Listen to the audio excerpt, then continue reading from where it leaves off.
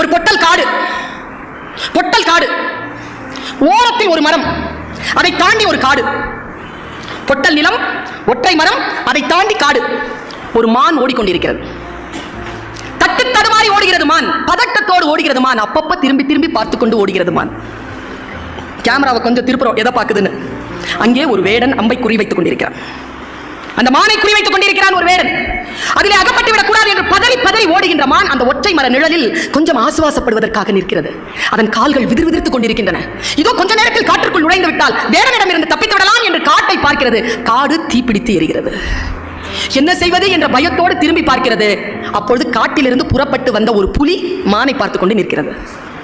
என்ன செய்வது என்று தெரியாமல் இந்த பக்கம் போகலாம் என்று இடது பக்கம் திரும்பினால் எந்த மிருகத்திற்கும் பிடிக்காத வானத்தில் இருந்து பேர் இடி கேட்கிறது. அந்த வினாடியில் அது காலெல்லாம் நடுங்க யோசிக்கிறது. அதனால் அடுத்த அடி எடுத்து வைக்க முடியவில்லை. காரணம், அது பிரசவ வலியில் இருக்கிறது.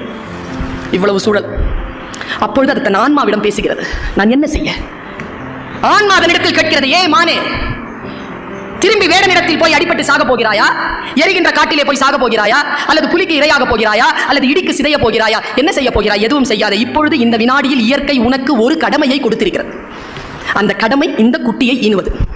அதை மட்டும் செய் என்று ஆன்மா கட்டளையிடுகிறது.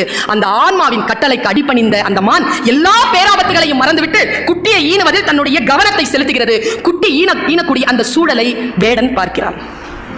குட்டி இதோ பிறந்துவிட போகிறது என்கின்ற நிலையில் வேடன் கொஞ்சம் அந்த பக்கம் திரும்பி பார்க்கிறான். அங்கே ஒரு புலி நிற்கிறது. இந்த பிரசவ வாடிக்கு புலி வந்துவிடக் கூடாது என்று மனம் ஏதோ ஒன்று செய்ய தன் அம்பை சரியாக புலியிடத்தில் திருப்புகிறான் வேடன்.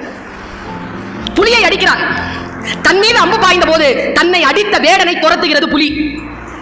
2 ஆபத்து காலி. இடி இடித்ததில்லையா? அந்த வினாடியில் பெரும் மழையாக பெய்து காட்டிலே இருக்கக்கூடிய தீ அடைகிறது. இது கதை.